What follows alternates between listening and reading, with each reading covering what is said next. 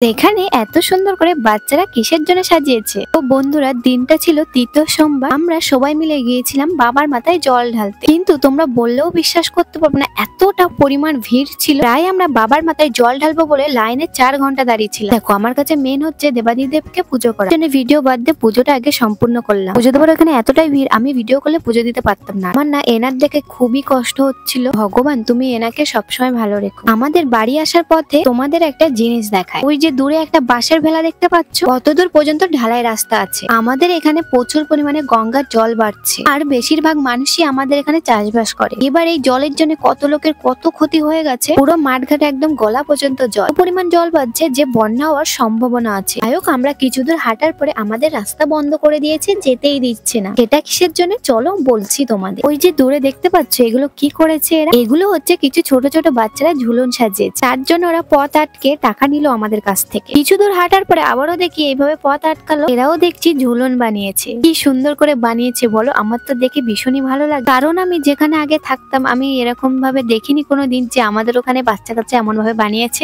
আমি এখানেই দেখছি, তাই আমার খুবই ভালো লাগছে। আবারও কিছু দূরে এসে দেখে আরো একটা ঝুলন বানিয়েছে। এটা এখনো পুরোপুরি কমপ্লিট হয়নি। এবার তোমরা কমেন্টে তাড়াতাড়ি বলে ফেলো তো, কার ঝুলন সাজানো সব থেকে ভালো হয়েছে। আমার কাছে সব ঝুলন সাজানোই ভালো হয়েছে।